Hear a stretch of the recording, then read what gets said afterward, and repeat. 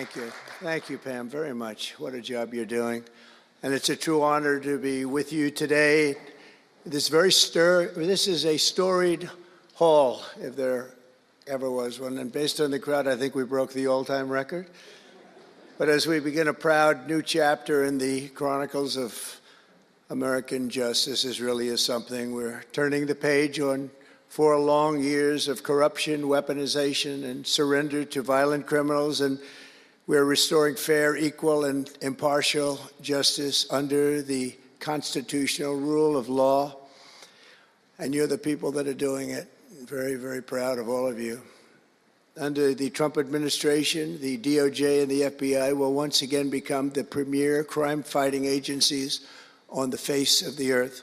For generations, the Federal Department of Justice was one of America's most revered institutions. The men and women of the DOJ brought down the mafia, hunted down the killers, kingpins, and spies, tracked down terrorists and traitors, and tore down corrupt political machines all across America. This department commanded the respect and admiration of the entire world. And with Pam and Cash and all of the people I introduced and far more, big numbers, and all of you sitting back there, I recognize so many of you. But with you leading the way, it'll soon be the most admired and most respected of all. You're going to be more respected, and I really believe that there's also a lot of things to solve, a lot of problems to solve. But that's going to put you in the upper tier and maybe the top tier, and I believe that's going to happen. I'm so proud of the people in this room. But first, we must be honest about the lies and abuses that have occurred within these walls. Unfortunately, in recent years, a corrupt group of hacks and radicals within the ranks of the American government obliterated the trust and goodwill built up over generations. They weaponized the vast powers of our intelligence and law enforcement agencies to try and thwart the will of the American people. You remember the 51 intelligence agents that said, as an example, that Hunter Biden's laptop from hell came from Russia, when they knew it came right from his bedroom. They knew that. It was a big lie, and they knew it so well. They spied on my campaign, launched one hoax and disinformation operation after another, broke the law on a colossal scale, persecuted my family, staff, and supporters, raided my home, Mar-a-Lago, and did everything within their power to prevent me from becoming the President of the United States. With the help of radicals like Mark Elias, Mark Pomerantz, and these are people that nobody's ever seen anything like it. So many others, but these are people that are bad people, really bad people. They tried to turn America into a corrupt, communist, and third world country.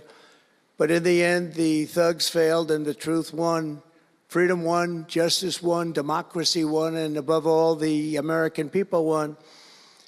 There could be no more heinous betrayal of American values than to use the law to terrorize the innocent and reward the wicked. And that's what they were doing at a level that's never been seen before. The American people have given us a mandate and really a far-reaching investigation is what they are demanding into the corruption of our system. And that's exactly, I'm sure, what Pam and Cash and everyone else mentioned here and not mentioned is going to be doing. We will expel the rogue actors and corrupt forces from our government. We will expose and very much expose their egregious crimes and severe misconduct, of which was levels you've never seen anything like it. It's going to be legendary. It's going to also be legendary for the people that are able to seek it out and bring justice. We will restore the scales of justice in America, and we will ensure that such abuses never happen again in our country. And that's why on day one, I signed an executive order banning all government censorship and directing the removal of every bureaucrat who conspired to attack free speech and many other things and values in America. My administration stripped the security clearances of the disgraced intelligence agents who lied about Hunter Biden's laptop from hell. We revoked the clearances of deranged Jack Smith, Alvin Bragg, Letitia James and the crooked law firms that aided their partisan persecutions. And I went through it. These are state and city courts, and the corruption is unbelievable. And how do you stop it if you're a judge? Because you want to go home, you have a family, you have children, and the New York Times will write whatever these people say, and the Washington Post, and the Wall Street Journal, and MSDNC, and the fake news CNN, and ABC, CBS, and NBC, and they'll write whatever they say. And what do you do to get rid of it? You convict Trump. All you have to do is be really tough on him and ultimately convict him, and they leave you alone. It's totally illegal what they do. I just hope you can all watch for it, but it's totally illegal. It makes no difference how big a victory I had. I can have the biggest victory in history. It makes no difference what kind of a failure the other side has. These people are going to go after me. And I said it during the other night, during the big speech on Tuesday night. I said about Democrats, and I don't like that. I have great respect, by the way, for what Schumer did today. He went out and he said that I'm going to have to vote with the Republicans because it's the right thing to do. I couldn't believe what I heard. But, you know, I think he's going to get some credit for it. I think. Let's see what happens tonight with the big vote as it comes.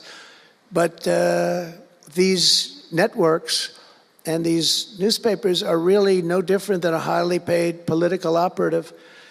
And it has to stop. It has to be illegal. It's influencing judges, and it's really changing law, and it just cannot be legal. I don't believe it's legal.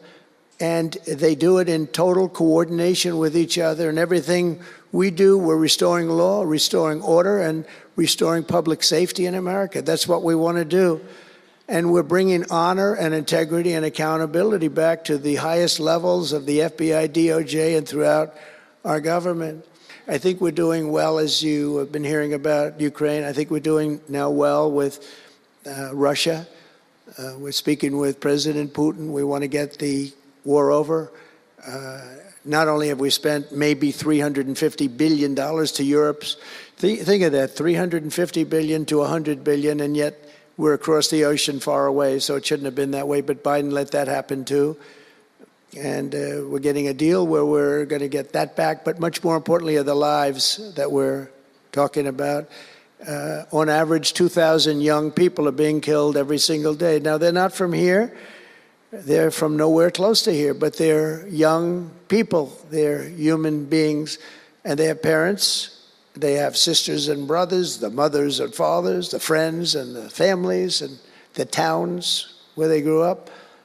And they're losing, on average, 2,000, even 2,500 a week. And I want to get it stopped. And we've had some very good calls today with Russia.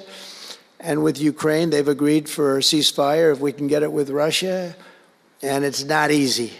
It's a tough one. But I think we're doing it. And as the Secretary General said yesterday of NATO, a terrific guy, he said without Trump, we wouldn't be talking about it. It would just go on for years, and millions of people have been killed, but millions more people would be killed. And he said it was a great honor. Without me, it would just keep going on. We're looking for the ceasefire now with Russia, and we've had some very good talks about it. We've had some very good responses. But we had a good relationship, and we had a professional relationship, and his respect for this country. And I think we've had some very good results. So, you know, I haven't been able to say that to anybody else. I haven't wanted to say it until just before I came here. I got some pretty good news. So, but we have to see what happens. It's still a long way to go. The fighting is unbelievable. Russia has a large group of Ukrainian soldiers, as we speak, surrounded and in grave danger. They've been able to surround them. They're in grave danger. Biden should have never let this war happen. First of all, you don't want to pick on somebody that's a lot larger than you, even with the money. There's a lot of money that we gave them and a lot of equipment. We make the best military equipment in the world, but even with all of that, it's unbelievable. Right now you have a lot of Ukrainian soldiers that are encircled and in grave danger, and I've asked them not to kill those soldiers, please, not to kill those soldiers. We don't want them killed. It's such a shame to see what's happened. A thing like that would have never happened. Inflation would have never happened. October 7th would have never happened.